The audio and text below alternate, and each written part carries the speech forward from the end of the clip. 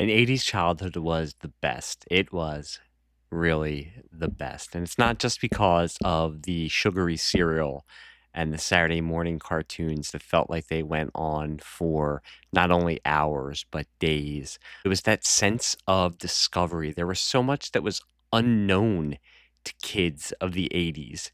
It was turning on a cable channel and not knowing what movie you were going to find. It was going into the video store and looking at the box art of videotapes and choosing a movie because the box art looked cool. That was what the 80s were, at least to me. It was that it was the great unknown, and it was the excitement of discovery, and it's a feeling I think I've been chasing ever since, but I don't know if I'll ever actually have that feeling again, which granted is a little sad.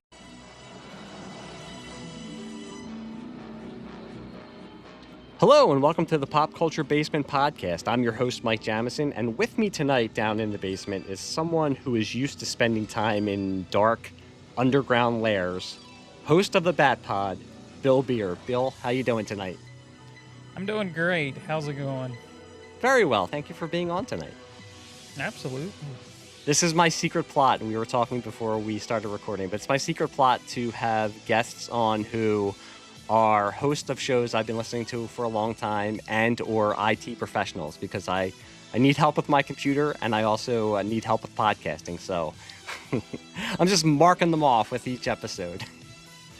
I can understand that. I don't know if I'm the one to come about IT, but No, but I you know a are little bit about editing and that's you are a podcast veteran, so I'm happy to have you on.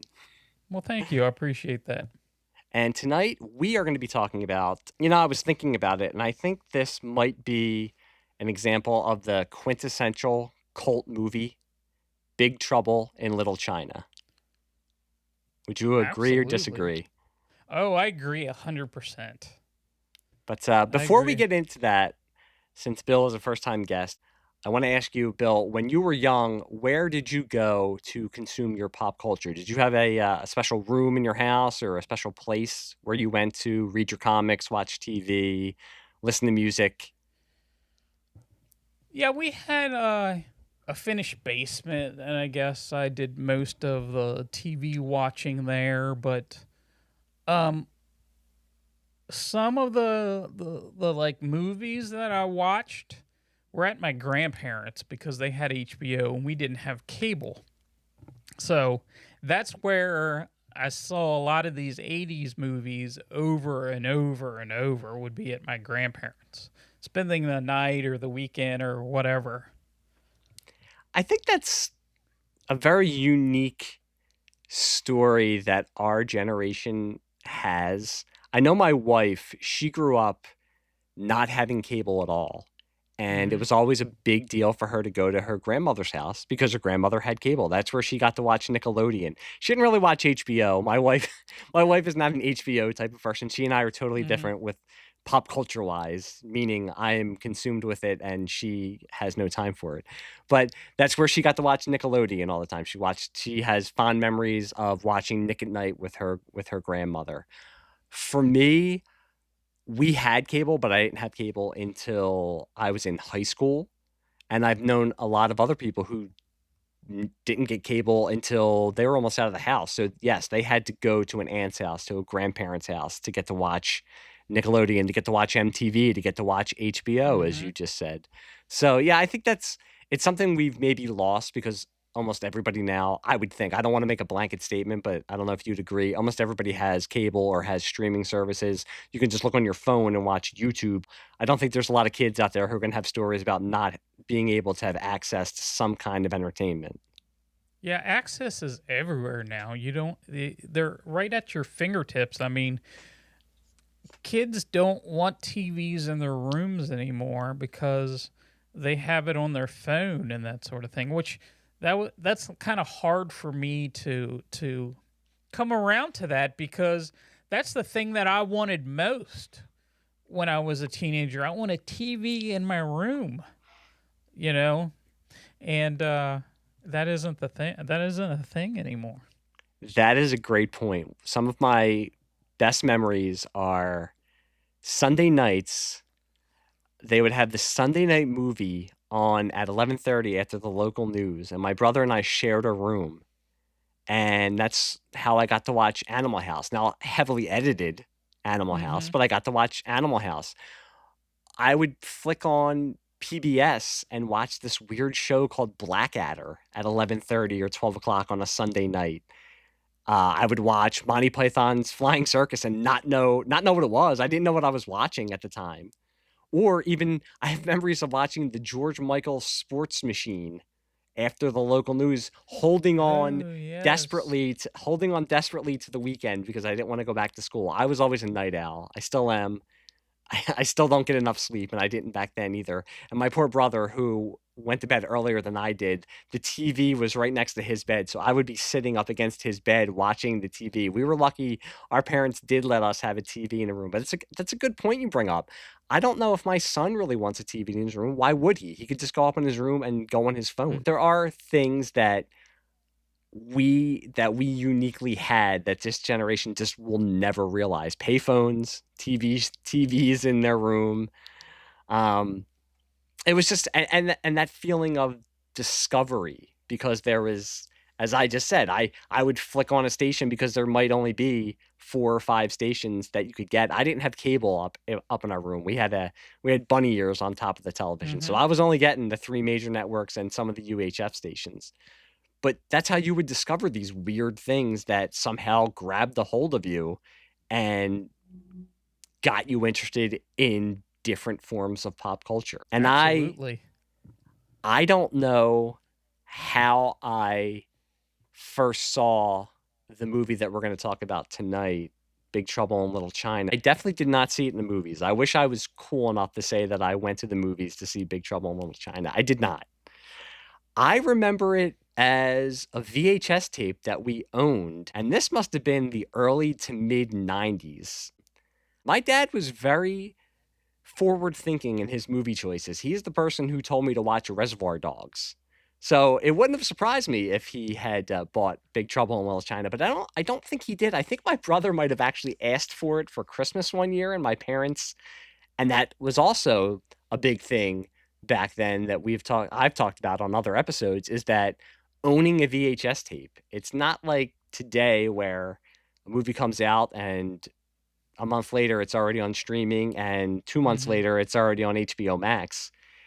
To own a VHS tape, especially if it wasn't Star Wars or Batman, was a big deal. And I think my brother asked for it for Christmas. I don't know how he found out about it. I don't have any memory of hearing about Big Trouble in Little China. It was just something that existed and something that my brother and I would watch in our basement on the small TV that we had on a stand in the corner. What are your memories? Did you get to actually go and see the movie in the theater, or was it something you discovered on HBO? Or No, I think I was in ninth grade when the movie came out, and it would be my grandparents on HBO. Now, let me tell you, if you're all too young to be like around in the 80s, what HBO was then. It was, it comes to the theater, it comes to VHS, it comes to HBO. I don't remember how long of a wait it was in between, but they play these movies like 100 times a week. And that might be a little bit of exaggeration, but these movies are always on. Now, the 80s, when you think of movies in the 80s, you got Ghostbusters, Back to the Future, Raiders of the Lost Ark, Star Wars, Karate Kid, The Goonies. These are not the movies that resonated with me. I love those movies, but the movies that resonated with me that I saw multiple times, because they played that stuff, but it seemed like these smaller flicks they played more of, especially late at night. They would just burn off these movies, and I'm talking about.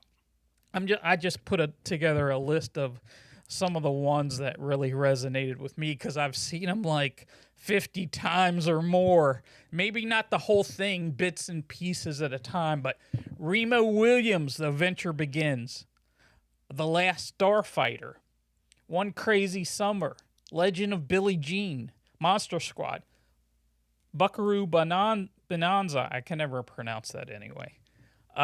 Clue, one of my favorites. Better Off Dead, The Labyrinth, Dark Crystal, Weird Science, Spaceballs, Willow, and Adventures in Babysitting.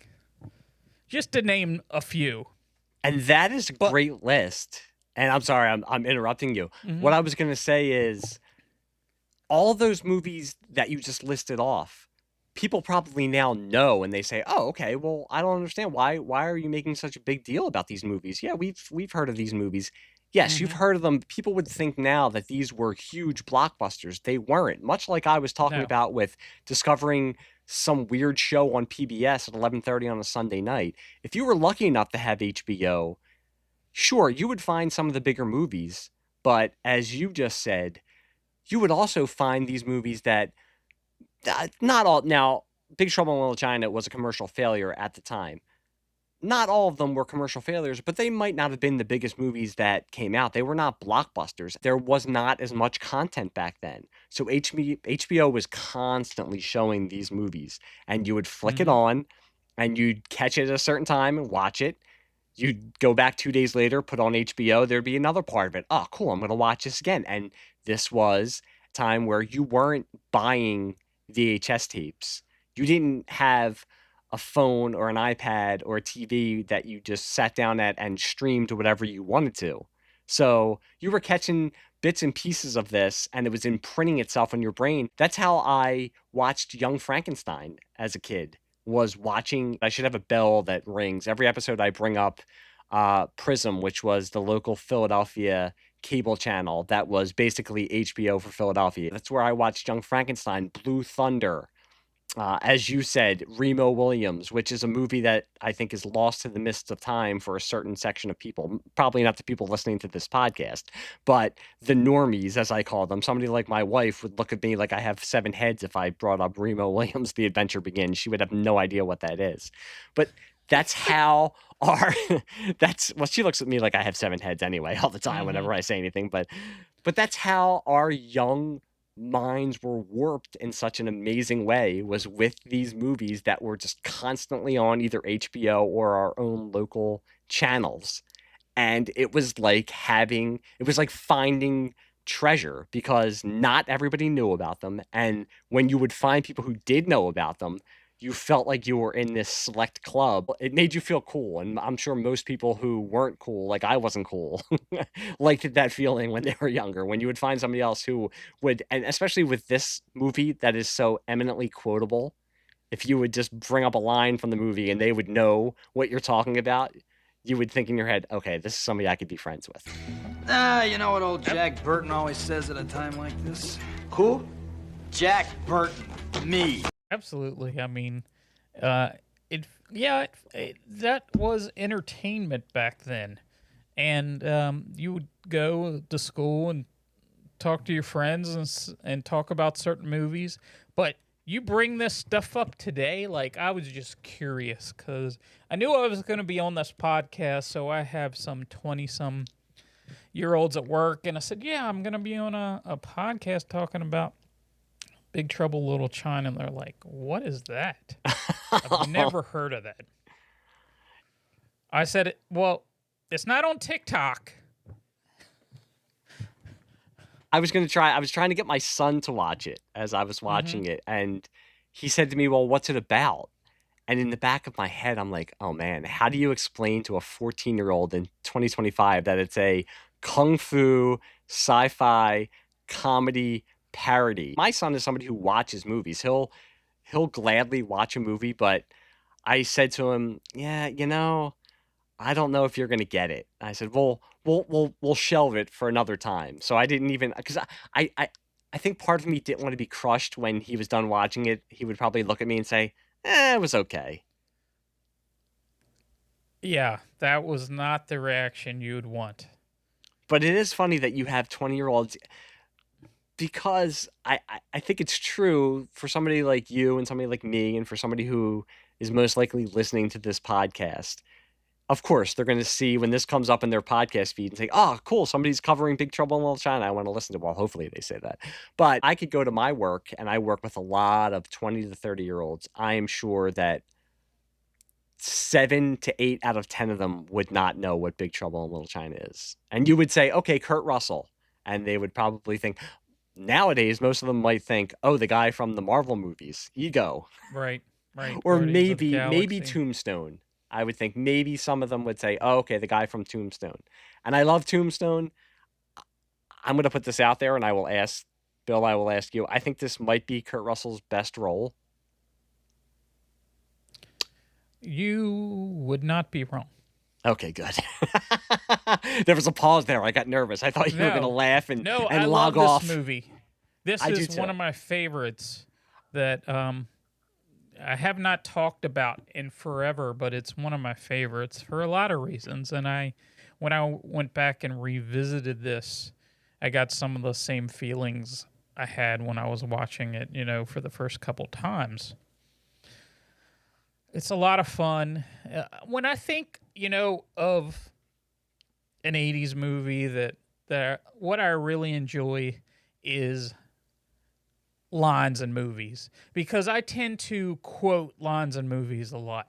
My kids grow up and they'll watch a movie, on TV, and it's like, hey, did you get that from that movie? And I said, yep.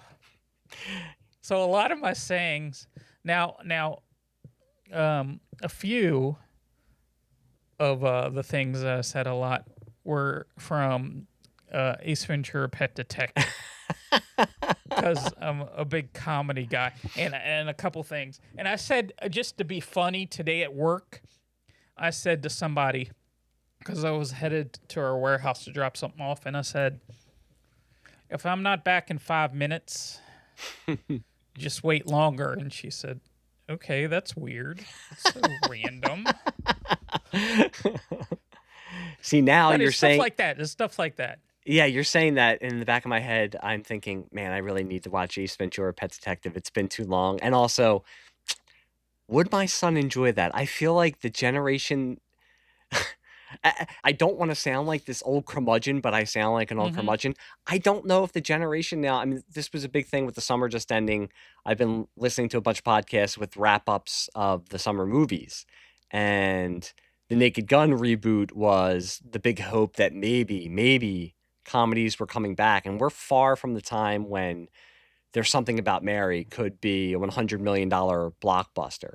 And the Naked Gun reboot, I've heard good things. I have not gotten a chance to see it. I do want to check it out when it comes to streaming.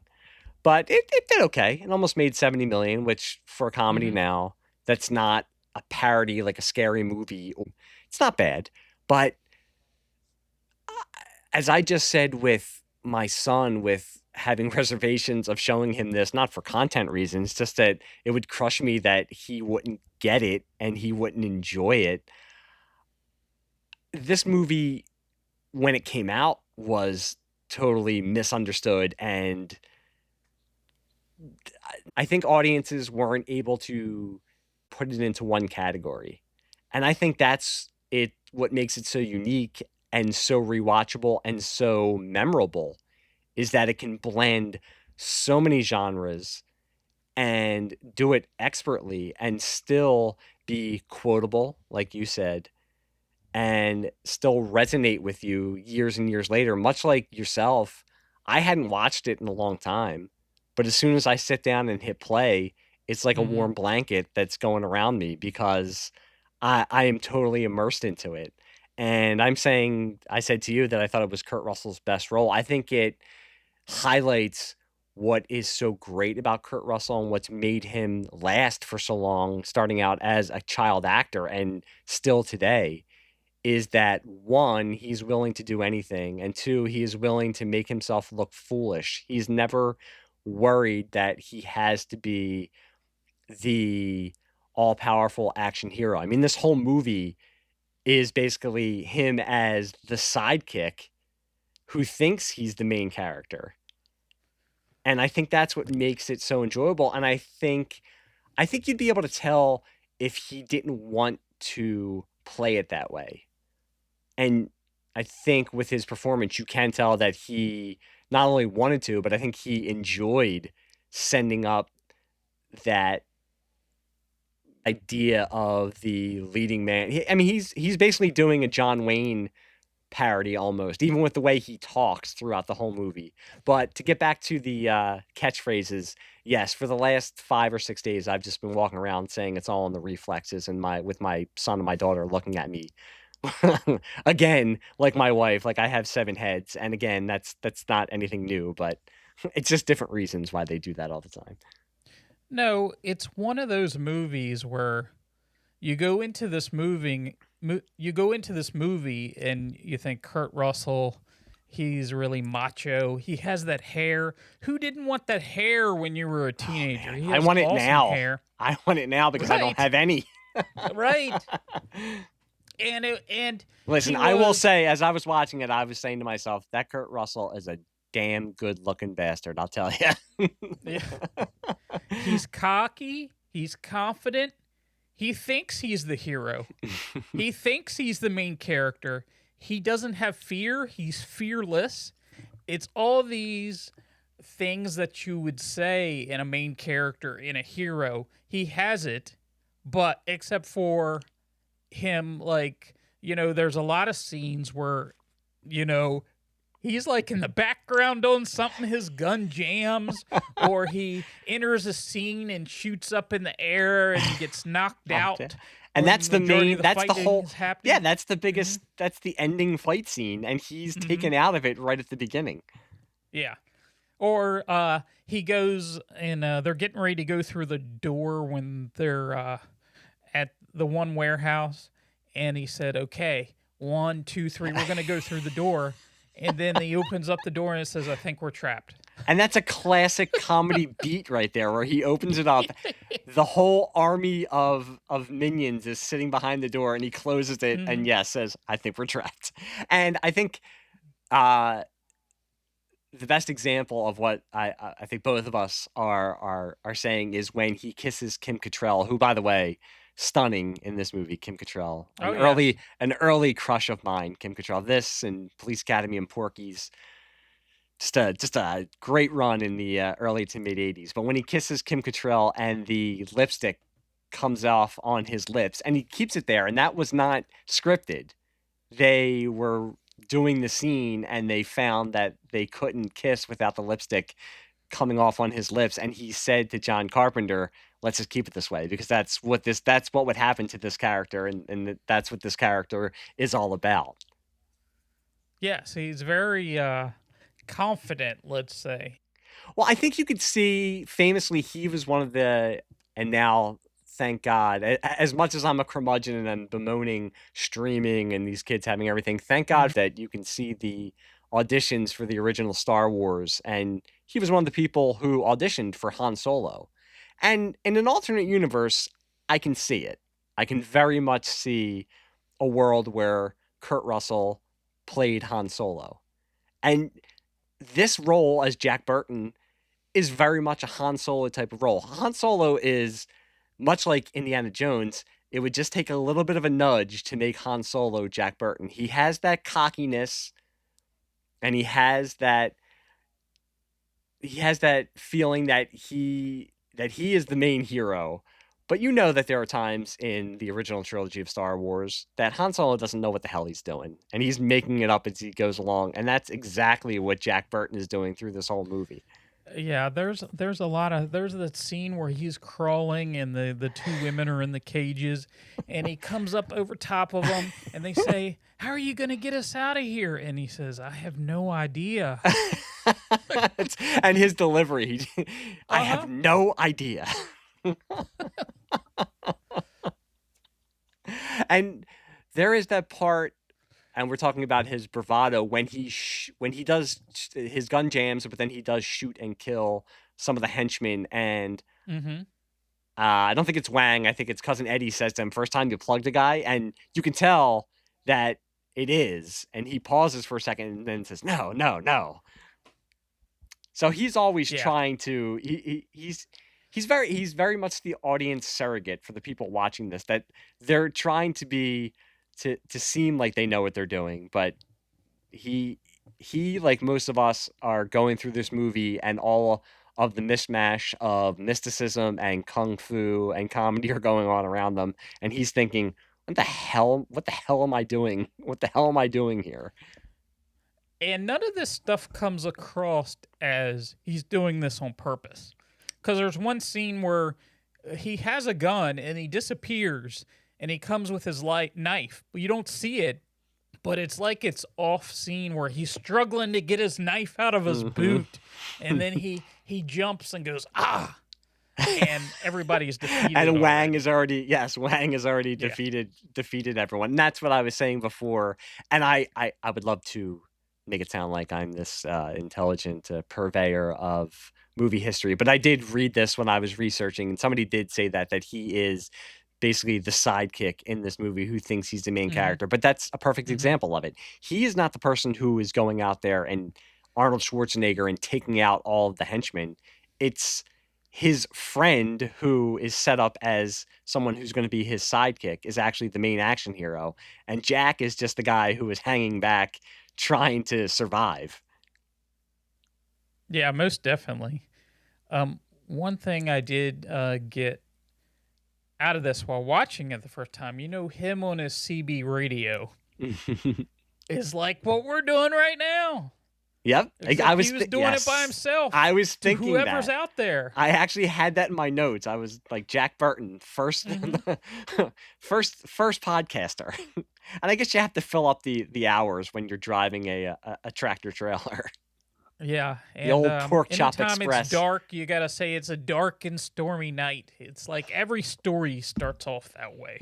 I did say that to my son also. He had baseball this weekend, so he pitched this weekend, and he pitched pretty well. And I was driving home thinking about watching the movie the night before, and I said, "You really shook the pillars of heaven, didn't you?" And he was like, "What?" And I was like, "Never mind. You'll understand in a couple of years." But there was a quote that I read, when this came out, it actually was generally well received. It just didn't do well commercially, because I think it confused audiences. But Roger Ebert was one of the ones who was kind of lukewarm on it.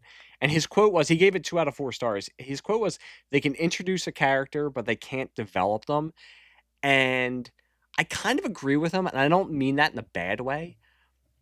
This isn't a movie I think you need to get deep on. It's the movie, the characters aren't caricatures per se, but I don't think you need to get super deep with these characters. It's all in the performances. And when you have Kurt Russell leading it and being as charming as he is, I don't think you need to sit there and think, what is Jack Burton's motivation, and what is his past, and why is he doing this? I think you're just along for the ride and you want to enjoy yourself. So I understand what Ebert was saying, that kind of but movie. Yeah, it's not that type of movie. But one thing I did learn when I watched this again, and there's a commentary that you can get on the Blu-ray and listen to the director and Kurt Russell's comments as they're going through the movie. The one thing they said, Kurt Russell mentioned that this was the first movie he ever did that he was told ahead of time, this is going to be a blockbuster. Real? Well, before it came out, it was going to be a blockbuster. I haven't watched the commentary, and I should, because I've heard that Kurt Russell is very entertaining when he does commentaries. But do they mention that they were hurrying this through production because they knew that The Golden Child, starring Eddie Murphy, was coming out? And I don't know if they mentioned that, but that is kind of the reason for that. Yeah, and the movie's kind of similar. They, they have the supernatural element, so they wanted to get this out faster. And I can't see, I'm surprised at that. I can't see an executive or a producer thinking that this is going to be a blockbuster. Now, I could see them looking at The Golden Child and thinking it's going to be a blockbuster. Eddie Murphy, who was coming off hit after hit after hit, and it's a high concept. I could see them thinking that was, and I could see them wanting to get it out before then, to avoid comparison to it. But I'm surprised because now, did you grow up? Was this your introduction to John Carpenter, or were you somebody who had watched Halloween or? I hadn't watched the R-rated movies. I didn't really watch at my grandparents. That wasn't something that was allowed. Mhm. So I kind of missed a few of those, but Halloween, of course, I revisited. And then when I was in high school, we got my dad to watch Friday the 13th and those movies. With, of course, they were on television, so they were edited. Sure. Um, but the John Carpenter movies, really, I hadn't at this time. I hadn't really jumped into like Escape from New York, but after graduated from high school, I eventually did catch up on those.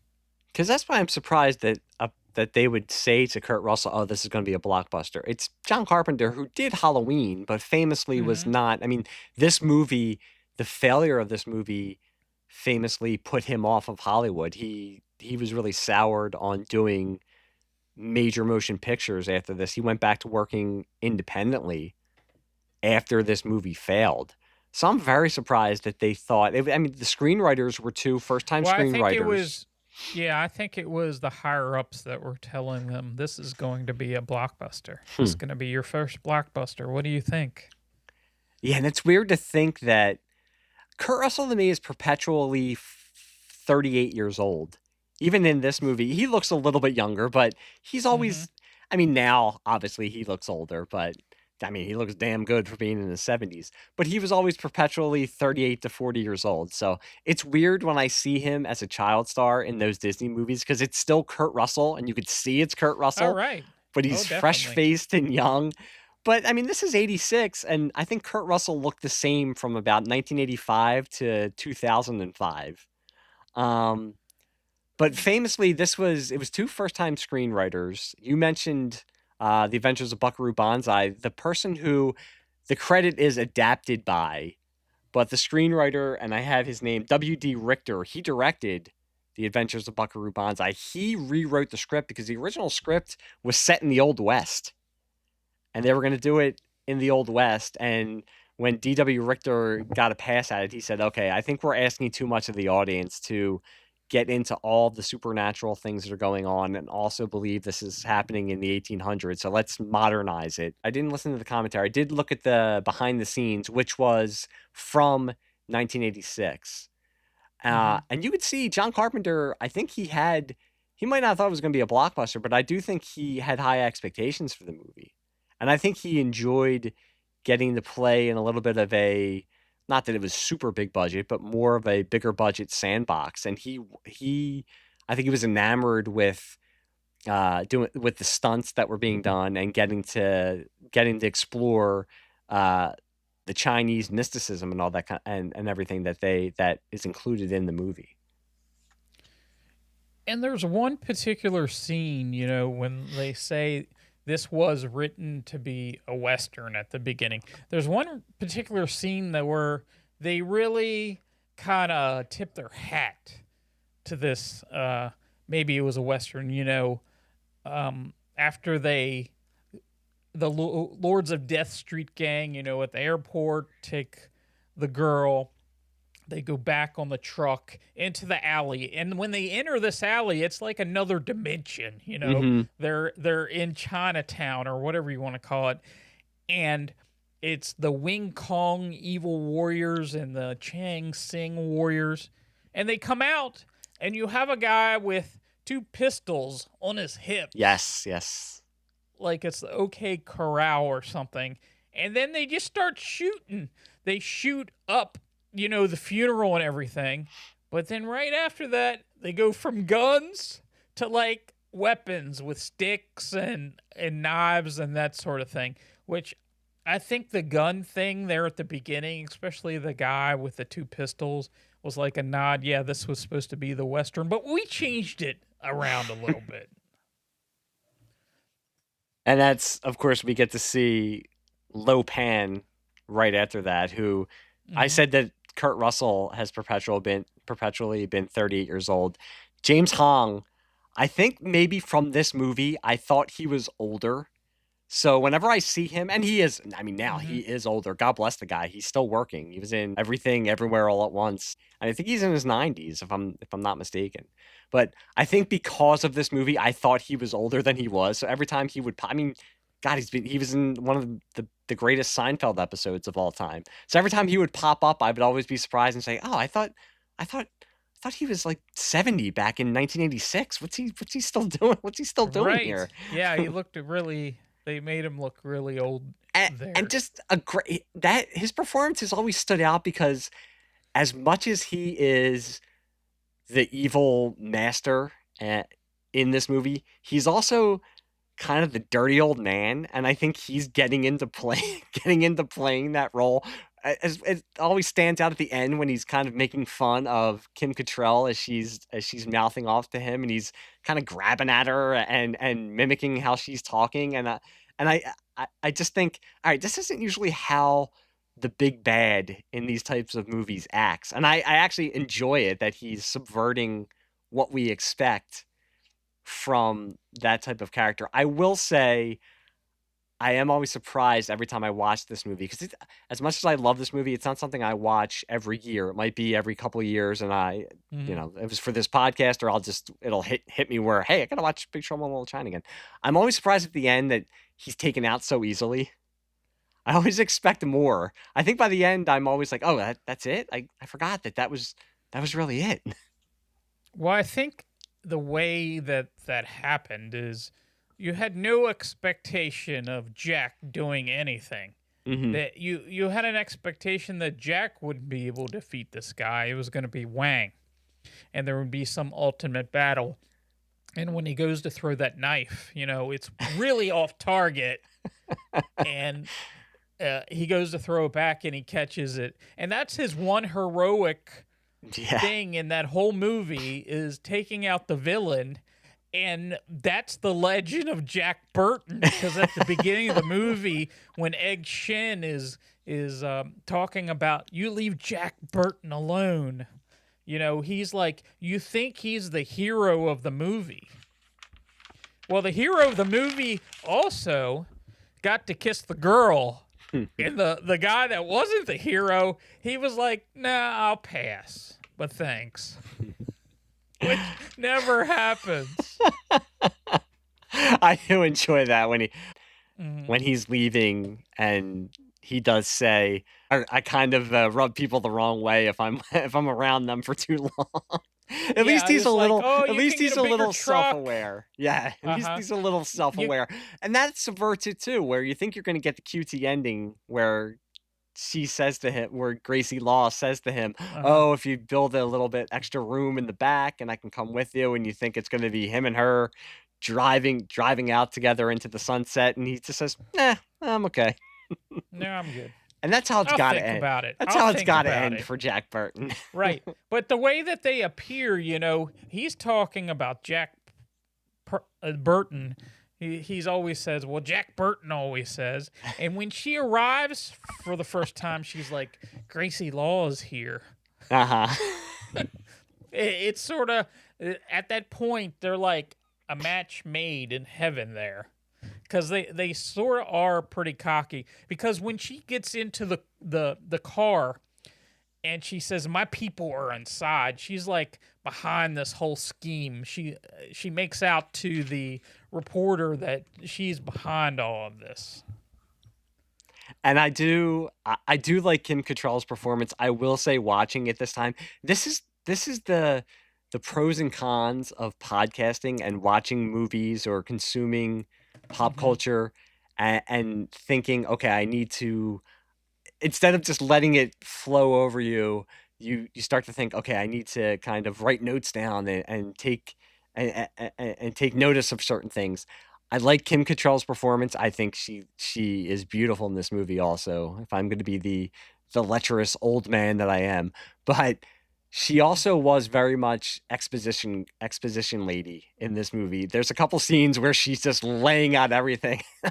I'm sitting there watching like, okay, we get it. Okay, I see what you're doing here. We needed somebody to explain this, and we have Gracie Law here to explain this to us. Yes, that happened quite a few times. Exactly what's going on, or if you fell asleep at home or at the theater, you could catch up. That sort of thing. I am But laughing though because we're saying Kurt Russell is very willing to make himself look foolish. And you're saying that scene where he's kind of introduced everybody. He's in the bathrobe after he was soaking wet. He's in the bathrobe, talking in the background to his insurance company, and just the back and forth. And it takes a really good actor, because I'm sure there wasn't anybody on the other line. Maybe there was feeding him lines, but you can sense his frustration. But you get Jack's character as he's trying to put his insurance claim in. He's standing there in the bathrobe. He's wet. He's almost been killed. People are walking in, and I think there's that line where somebody says Jack Burton. He's like, Jack Burton, me. And it's just so silly with him dressed like that, and he's trying. It's supposed to be that badass moment, but it's like you're standing here in a bathrobe. yeah, he can be cool in a bathrobe. He can be very cool. But one good thing about this movie, we're talking about Gracie Law, there are the supporting characters, and we brought up Wang a little bit. It's a whole realized world with. I know this was made into a comic book series recently. I mean, within the last 10 to 15 years, I did not read the comic book series. I've heard good things about it. If it came out at a different time now, where extended universes, and you're gonna, once a movie is even a little bit of a cult hit, you're gonna try to have comic books, have video games. I could see where this could have been at the time expanded upon, because you could have done backstories for these characters. You could have continued their adventures. Great supporting characters. You have Wang, you have Egg Shen. James Leong in this movie is great. Just with that, he's basically a living Yoda in this movie.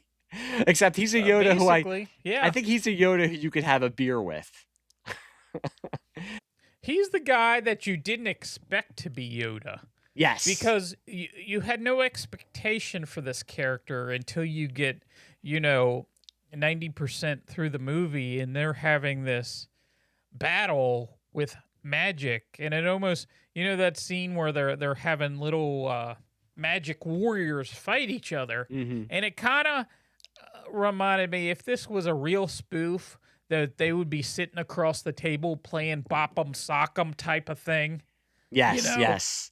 That stood out to me. I actually forgot about that scene. And for 1986, and that's one thing I will say about this movie, made in 1986, does not, my personal opinion, when you watch it, it doesn't scream 1985, 1986 to me. The clothes, the way it's filmed, it doesn't. So it's that you don't have that holding it back for future. And I think that's one of the reasons why it became a little bit more of a cult hit. It's not so 80s that it's like, oh, well, it's an 80s movie, but I can still enjoy it. I think it's very timeless because it doesn't look very 80s. That Kurt Russell had that hairdo for the next 15 years after this movie came out. So that's not going to date it. And the way he was dressed, you know. I want those boots. Really, I want those boots. Yeah, these boots that almost come up to your knees. I can't pull. I would never be able to pull those boots off. Yeah. And he wears a tank top. Yep. Most of the time. He did wear these, and I don't even know what you call them. These like canvas hoodies. Yes, he had on that you see the people wear at the beach. Yes. He was wearing that. It's not what you would think. He did have a trucker's hat on for a little bit. And he had the cool duster jacket, which was very, very, very cool. Yeah, but it wouldn't be something you would say, that's a trucker. He didn't really have that look. He had like a different, he went into some kind of store and he was dressing himself. He's like, he said, yeah, this looks good, doesn't it? He looks in the mirror and said, yeah, I think I can pull that off. Yeah, I think Jack Burton would stare at himself in the mirror for a couple minutes trying to make sure that he looked at what he thought was Yes. cool. Yes, and his truck is named the Pork Chop Express. I assume he delivers meat in that truck, I was if I had to wondering make a this. These are guess. the things you wonder as you get older. As he Hmm. pulled in, I'm thinking, what exactly is he? What exactly is he transporting? What is he dropping off? Not that it doesn't matter, but No, these are the things I'm wondering about. It's a fully realized world when he pulls up, and then it cuts to them playing gambling on the streets in Chinatown. I mean, that's a it's great like scene. dominoes or something. Yeah, they're playing dominoes. But it's a great scene. I mean, the hustle and bustle that's going on behind them, you can tell it's supposed to be going on all night. And the introduction of Wang, which is very cool. It was supposed to, Jackie Chan did audition for the role of Wang, and the producers thought that he had not mastered the language yet, that he would not be good for the role, and they thought it was too similar to some of his other roles that he had been playing, which I could see it. I could see Jackie Chan back then, but I think it's actually Hmm. good that not that Jackie Chan was Jackie Chan then, but Dennis Dunn plays Wang, and he brings a certain type of charm in that he's a badass, but he's not playing it as a badass. He has And that he's one like moment where innocent. he's fighting and he does the eyebrow. He he puts his eyebrows up, and you can tell that he has a sense of humor about it. Yes, there's an innocence to it, and you do get the idea that he and Jack have a history together, that they are friends. You get the bottle cutting scene where you get first time it's all in the reflexes. You never thought that was gonna work. With the size of that machete he had, it was like if it does anything, it's just gonna crush the bottle type of thing. And he's like, I knew that wasn't gonna work. I always get it to work at home, At he home. says, but he has this innocence with him. And I didn't really think he would be that fighter that, when this movie started, you thought Jack was gonna be the guy that would take everybody out. So that was a little bit of a change there. And it's like Um, it's like a real world friendship. You're busting each other's balls. You're trying to get money from your friend. mhm. Then your friend says, "Can you give me a ride somewhere?" I do like when he says, "Oh, follow me," and he's like, "Why don't I give you a ride?" Because Yeah, he doesn't trust him. right. But and then They're they're in friends, the but truck not and he's close talking. enough for right. Yes, that's why I mean you could see the Han Solo ishness of Jack Burton and Hmm. Wang almost like a Lando Calrissian type of character where like in Empire Strikes Back when he says to Chewie, keep your eyes open because he knows, okay, this is my friend, but I don't entirely trust him. Or when he says to Yeah, when Leia says, can we trust him? And he says, eh. And you know that he's like, no, you can't trust him. But I do think this movie's secret weapon is the supporting cast. They are oh, definitely, characters that stand out and they're characters that you remember. They make an impression. most definitely. I agree with that one. One thing I wanted to bring up is there's a scene out in the rain when there's Jack and Wang is standing out there and they're getting ready to go into this trading company. And he goes to Wang. He says, "This is gonna take crackerjack timing." And Wang's like, "Total concentration. You ready, Jack?" And they just walk into this place. Uh-huh. They don't even ask. They're just walking. The people ignore them. They're walking everywhere. They're acting like they're until they get plumbers into or something, yeah. right, right. And they get in this death trap, and they said, "You thought we were gonna just walk in here, Jack?" And he said, "Yeah, I thought that's what the plan was." Well, that's much like another great scene is when uh they're going to the warehouse where where they're keeping all the women that they're Hmm. putting into slave trading, and he's dressed up as the John. So he has the big glasses on, he's got his hair slicked back, and Gracie Law says to him, "Are you ready?" And he just turns around and snaps, "I was born ready." And the next scene is him walking in acting like the biggest dork in the world, and it's another example of Kurt Russell just going for it. He doesn't care. He doesn't care that he looks like an idiot. I mean, he's supposed to be playing a dorky type of caricature, but he doesn't care. And it's just great that it cuts from him. I was born ready. So you're expecting him to go storming in there. And it's him acting like a 45-year-old virgin. Right, basically, he has this goofy laugh, and he's wearing these glasses, He's and almost doing a Christopher Reeve as Clark Kent type of almost, deal right yeah. there. as I'm And it's thinking like, about it. right. Well, I do like that too when they're getting ready to go and have their final battle Hmm. with Lo Pan, and they drink whatever it is that Egg Shen gives them, and he's like, "Secret potion, yeah, it's supposed to make us make us feel invincible, yeah." And they get into that elevator when they say, Elevator, and and they're he's going yeah, down, and and he's smiling. They're all patting each other on the back, and he's like, it's like, kind of I feel pretty I feel good. pretty good." And then he says to them, "It's getting a little hot in here." And it just subverts, that's supposed to be the buildup. Like, all right, this is going to be our final battle. And I do like I did say earlier, you can't tell that it's an 80s movie. I think the one way you can tell it is, and I don't mean this as a strike against it, the special effects, Richard Edlund, one of the names in special effects from the 80s, Ghostbusters, famously, so many other movies. I do like that the under the streets of Chinatown when they go and they're walking around and you see the black water. They say, what's it, the the blood of the earth, I think he calls it. Something like that. Yeah, it's something like that. But you have the one monster that kidnaps Gracie Law, and yeah, you can tell that it's a guy in a suit, but it's such an amazing design. I mean, it's such that mid '80s monster design that kids fell in love with, and then you also have that kind of insect-looking creature that comes out and eats the one guy, and And that's takes the one guy. and then Egg throws the whatever it is, it's almost like a firecracker, and says, come out no more or something like that, and Jack just screams like, what won't come out anymore or something. I'm again saying the wrong line, but it shows again Jack, for all of his bluster, is as flustered as anyone is with all of the stuff that's going on around him.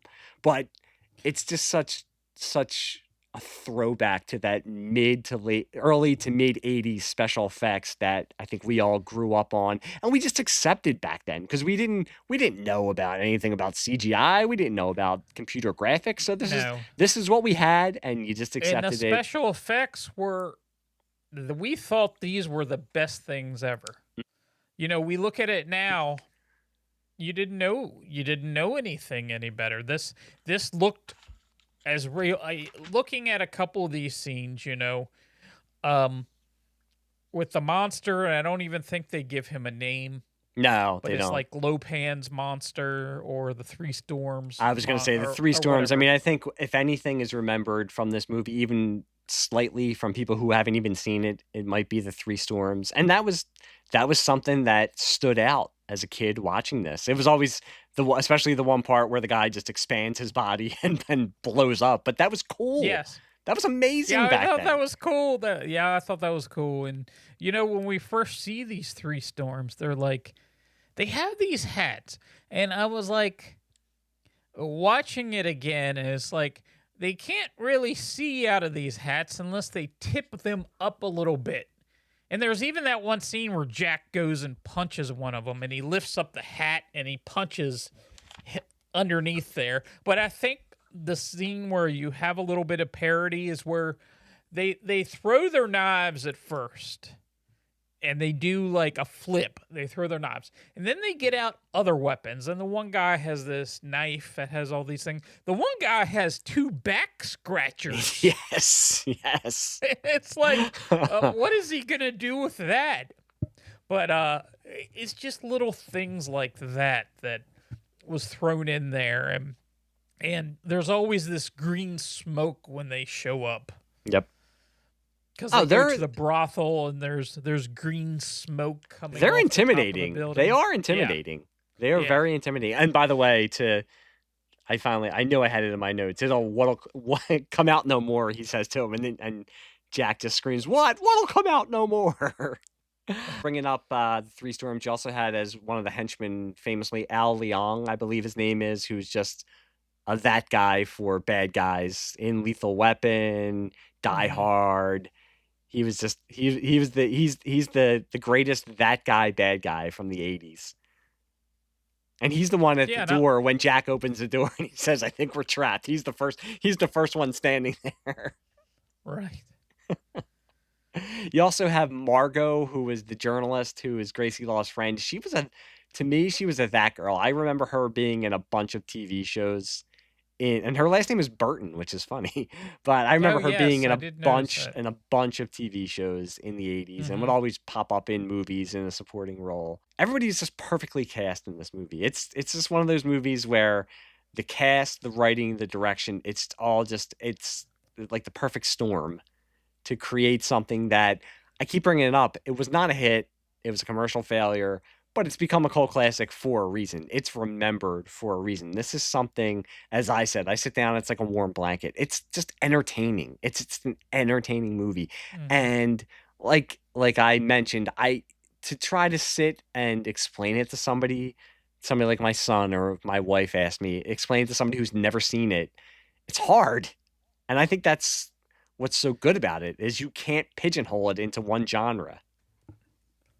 No, absolutely not. And when I first watched that, we have a recliner up in our bedroom with a TV, and I was sitting in the recliner watching it, and she was laying on the bed one evening, and she would ask me questions. Well, what happened? Why are they in wheelchairs? What's going on here? And That scene always freaks me out because I would not want to be falling backward and not be able to stop myself. And he doesn't and why know, do but they have a hole? Yeah, why do they why? have a hole? Not even that. just in- Why are they in wheelchairs? Yes. Well, part of it, when they're sitting in wheelchairs, and I actually have it playing in the background here, Okay. and I'm at that scene where they're in wheelchairs, and Lopan comes in, and they're like on his level because they're all in wheelchairs, and that's when he even mocks them a little bit. Yes. And you see this old little man and said, "We're here to see Lopan," and he's like putting his hand up to his ear like he can't hear them, and then it's just a great scene, and he has to explain to him. Once you find out what's going on, and then they add Gracie Law into that, he's gonna marry one and then sacrifice the other. It's just the story is one of those things. When I first watched that, I really enjoyed it. It's like, oh, he can't take Jack's girlfriend and sacrifice her. As much as it's quotable, it's also a movie, and maybe this was me growing up and catching it on cable. It is one of those movies where you could just catch it at any point, and you're going to want to sit down and watch the rest of it. And you won't care. I mean, it doesn't matter that you're not seeing it from the beginning, but you're going to sit there and you're going to say, okay, all right, I know I have the rest of my day or the rest of my afternoon or the rest of my night sorted out now because I know what I'm doing. Yes, absolutely. And one thing I wanted to point out here is, I don't know if this is true or not, but the villain in the movie is called Lopan, but his name is David Lopan. And I think they named it David so Jack could call him Dave at one point. Yes, he calls him that a lot in it. He's like, all right, yeah. Dave. Yeah. Come on, Dave. And that's great. That's Jack's character. That is Jack's character. I think because Kurt Russell already had the working relationship with Carpenter, I'm sure that nowhere in my reading before we recorded this did I see that they were thinking of anybody else to play Jack Burton. I can't see anybody else playing Jack Burton, which makes me happy that the long talked about sequel/remake with The Rock has not, as of yet, gotten off the ground. I can't, and he may prove me wrong because I don't think The Rock is a bad actor. I mean, he plays himself in most movies, and I'm at the point now in my life where I'm more selective. I'm not saying I'm a snob because I'll watch this, I'll watch Ace Ventura, I'll watch Oppenheimer. But I'm at a point where I'm not just going to go to a movie to see Rampage. So I'm not totally up to date with The Rock's, and I know he's coming out with a movie in a couple of months that is generating Oscar buzz. I think The Rock has charisma, so he does have that going for him. I don't know if he could have the requisite self-awareness, let's say, to let himself be the butt of the joke that Kurt Russell had to play this character. Now, if they're doing it as a sequel, I don't know how they would do that, but if it's a remake, I just don't see it. And I think they would try, and I think they would try to make it funny. And The Rock can do comedy, but I just don't know if I can. Well, first of all, Why would you make a remake of I this? was just gonna say this just gets into the bigger conversation of why do you make a remake of a movie that's already pretty much perfect? It's just gonna pale in comparison to the original. Yeah, and as John Carpenter, he isn't connected. I don't think he was connected at all. Now, he Yeah. did do some of the comic books that came out. I think he had a hand. I might be wrong, but I think he co-scripted one of them. I know they did kind of a sequel series, and then they did an Old Man Burton comic book series also with Jack in his later years. And I think he either signed off his approval or he might have co-scripted a couple of them, but I don't think he was involved in anything with The Rock's proposed remake / reboot / whatever it was going to be. Yeah, and they also did. He also was involved in Escape from New York comic books series too. There were a few that, and then there was some kind of crossover. Yes, I can't recall. I saw it when just reading up on it. That I wasn't aware of it until a couple of days ago when I read that there was a crossover between Escape from New York and Big Trouble in Little China. Which seems kind of. I was gonna say I can kind of see it. I'm sure. I mean, you could do anything with comics, so I can kind of see it. I mean, at least the two characters are very much different. Snake Plissken and Jack Burton are on two different ends of the male spectrum, I think. Oh, definitely. And I was looking; they actually have a Jack Burton pop figure. Okay, but it's only $170. Oh, is that all? Oh, okay. Yeah. So I'm sure my wife would love that when it came to the door and asked me what that was. I would get the call at work and say, "Do you have a $170 bill from Funko or something like that?" "Oh yeah, it's my Jack Burton Funko Pop." Don't come home tonight.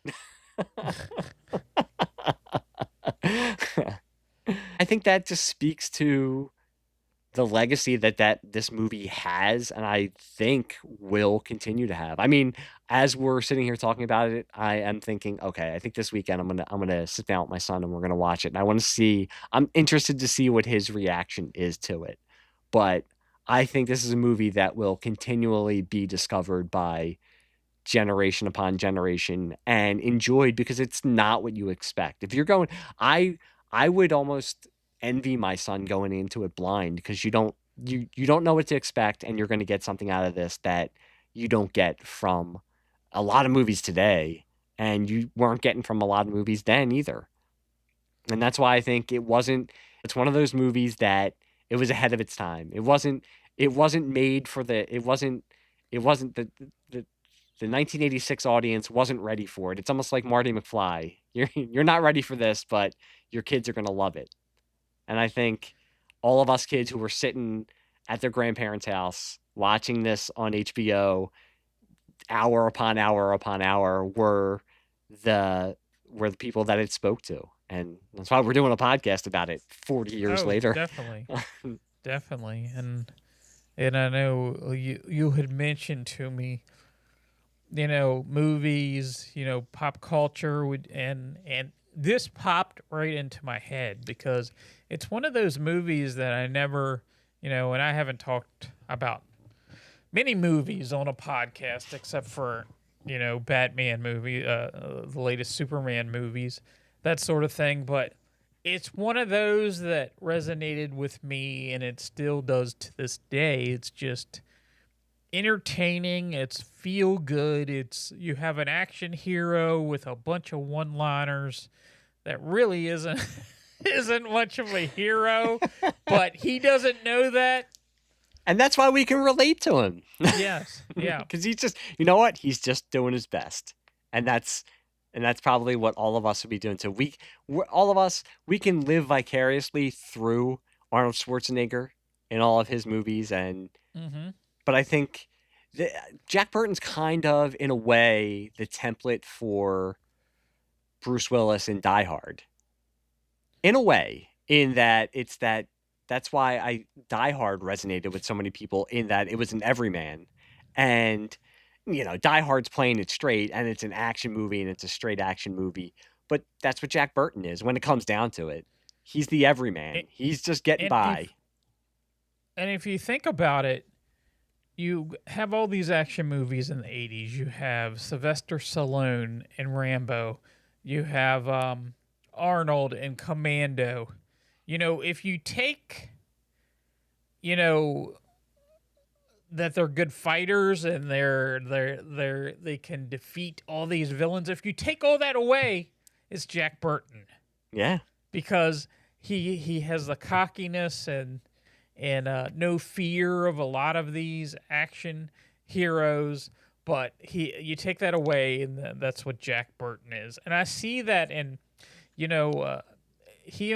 hairstyle. I don't know when it came out, but Tango and Cash. Yes, I was going to bring that up. Yep.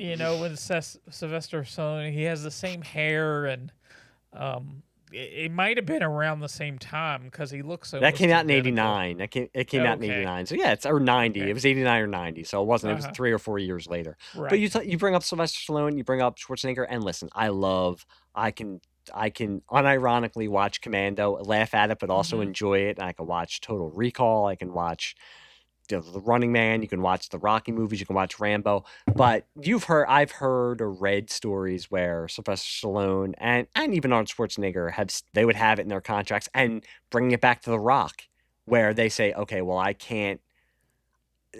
Famously, The Rock and Vin Diesel, or it might have been The Rock and Jason Statham. Well, if I hit him 3 times, he has to hit me 3 times, and it has to, because I can't have it look like that he's stronger than I am. What will always make this movie unique and will make us enjoy it is that Kurt Russell's character didn't care. He didn't care in this movie, as we keep bringing up. He didn't care. And that's what makes it so enjoyable. I'm going to forget about watching a Fast and Furious movie. And I've never watched it. Unfortunately, I've never watched any of the Fast and Furious movies, so I shouldn't even use that as an example. But you're going to watch it, consume it, and forget about it 5 minutes later. Big Trouble in Little China, you're going to go back to, even if it's 2 years later, and say, I really want to watch Big Trouble in Little China again. I want to laugh, and I want to have a good time for an hour and 39 minutes, which this movie is, which is great also. It doesn't take 2.5 hours to get to the point.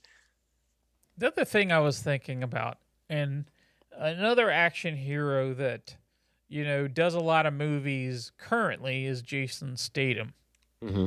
And I don't mind his movies, but it's the same guy.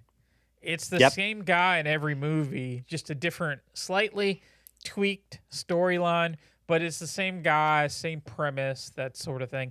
This is so different than anything that you could watch. I think that's why it stands out. That was the thing with Arnold especially, but as I just brought up John McClane, I think Jack Burton, John McClane, Everyman, that's why audiences can relate to them more. With Arnold Schwarzenegger, you always had to come up with, oh yes, well, he was a cop who was from Russia, but now he lives in America, or he was a secret agent from Germany, but now he lives in, he can never just play the dad who's thrown into some extraordinary situation because he's chiseled from stone Arnold Schwarzenegger. It's the same thing when you watch a Rock movie, or I read what the Rock movie is about, because I'm not going to go see it, and it's, he plays John Smith, who's a gardener, but all of a sudden his dark past is brought, and it's like, okay, well, he's just basically the Rock. Liam Neeson is one that is in a lot of these movies, just tweaked a little bit. He's the same guy. He's the same guy. Steven Seagal, God. Yeah, well, he was also limited by only having 2 facial expressions, and Yeah, And for the time, and for the time, I can remember my dad on a Saturday afternoon going to Blockbuster, renting a Steven Seagal movie and oh enjoying it. yeah. But I'm sure there's somebody ironically or unironically doing a podcast or talking about Steven Seagal movies, but I don't think the Steven Seagal movies are going to be the ones that resonate 20, 30, 40, 50 No, I years from don't think now. so. Even though he's done like 50 in the last 20 years, but I forget that Steven Seagal's alive. It was the same problem with Jean-Claude Van Damme. You got to a point where you had to explain, well, he's a Cajun who there was it's like why is this French guy living next door to me and he is on the police force? You don't see many many French policemen. Or Arnold. It's like you don't see many Austrian forest rangers out there all the time. no, not usually. But yeah, I think we've come a long way to say that Jack Burton and Kurt Russell, they were kind of the forefathers to a lot of the everyman heroes and even Bruce Willis. I mean, I'm bringing up John McClane. He started out as that everyman, but as the diehards got crazier and crazier, I think by the last one, wasn't he in Russia with his son fighting Yeah, against which made Russian no secret sense. He agents? didn't really have anything to do in that movie. He was almost like a side character Yeah. So in that movie. you, I don't count that as being part of, I take maybe that it's one out. maybe it's a blessing in disguise that Big Trouble in Hmm. Little China was not a commercial success, because then we would have suffered through years and years of Jack Burton movies that even look at it with the Rocky movies, where the first movie wins an Academy Award. He's a barely literate lunkhead who lucks his way into a title fight. By the fourth movie, he's ending communism and Hmm. bringing about world peace. So maybe we're just lucky that we have Big Trouble in Little China and that's it, because the law of diminishing returns most likely would have hit uh, those movies as well. I'm sure. One thing I was thinking about is, we had Escape from New York with John Carpenter, and they did a follow-up sequel, Escape from LA. Well, Yep. that had a little bit of tongue-in-cheek stuff in there, Hmm. because the scene that I remember mostly, and I was like, this would be something that they would have in that's really over the top, is him riding a tsunami. Yes, that is. I think that is the most well-known part of that movie, because Right. I saw it once back in the 90s and have never revisited it since, and it's not well remembered especially by really big fans of the original. So, It's but almost that like, is the scene that everybody brings up, is him riding the tsunami. yeah, it's almost like he well, let's that Big Trouble in Little China was well received afterwards. Maybe I'll change up the sequel to Escape from New York, and it come across very very cheesy, not Yeah, not I think he's still waiting for people to revisit that one and change their minds. It might take another 20 to right. 30 years for that one. Could be, could be. Bill, I think after all this, we really did shake the pillars of heaven, didn't we? We did. We did. We had crackerjack timing. Well, I wanted to say I appreciate you coming onto the podcast, and you don't talk about movies that much. So I was glad when I put these out there to people. It's always fun for me to see what gets them excited. You jumped Hmm. right on it when I said, well, we could do this and this and this. And I was hoping somebody picked Big Trouble in Little China. Oh I yeah, mean, I wanted an excuse to watch it, but also I just wanted an excuse to talk about it. So I was glad that you jumped on it and wanted to come on. absolutely. It was a lot of fun, especially revisiting it and remembering things that I didn't remember that happened. And that's one of those things when you see one of these movies on and you catch bits and pieces of it. Going back and a few of these movies that I revisited, is like, wow, I never saw the beginning. I Yeah. never saw this part. And I think that goes back to our youth watching these movies on HBO and Hmm. just catching them at different times. Yep. And you would remember certain parts because that was what you would just happen to catch that part all the time. And then when you finally got to sit down and say, "Oh, there's a whole other hour to this movie that I didn't even know existed." But Bill, thank you again for coming on. Uh, I was very excited when you said you wanted to come on and to talk about Trouble in Little China. Why don't you tell the people where they can find you out on the internet? You can find my podcast as the Bat Pod on thebatpod.com, and I'm mostly on Facebook. Am on X a little bit, and you just search the Bat Pod podcast, and you will find us. And we release shows, a few times a month. I do a show with J. David Weeder, and we talk about back issues, and we're even talking about Nightfall issue by issue. And then I just started something new where I'm doing comic book day special new releases that I just started. So it's a lot of fun. You should check it out. Yes, if you're into fun podcasts, if you're into Batman, if you're into superheroes, if you're into DC Comics, give the Bat Pod a listen. It is great. And I'm not just saying that because Bill is on the show with me right now. I wouldn't have had him on here if I didn't think it was if I didn't think it was a fun show. But yes, look for Bill, look for the Bat Pod podcast. And as for me, I am out there on the Hell site under Pop Culture Basement. I'm also on there as This Lightsaber Kills Fascists. So drop me a line. Let us know what you think about the show. Let us know if you have any ideas for episodes. I'm on Bluesky also as Pop Culture Basement and This Lightsaber Kills Fascists. And just created a Facebook page. So if you're an old person like me and still go on Facebook, if you want to give us a like and communicate on Facebook, that would be great also. I want to say once again, thank you to Bill for being on the show, and we will be back soon. So go and turn on Big Trouble in Little China in the middle of the movie and try to experience it like you did back in 1987 in your grandparents' basement when you turned on HBO and were opened up to this world of wonder by John Carpenter, Kurt Russell, and go and shake the pillars of heaven. All right. And until then, everybody out there, thanks for listening. Bye. We really shook the pillars of heaven, didn't we, Wang? No horseshit, Jack. No horseshit.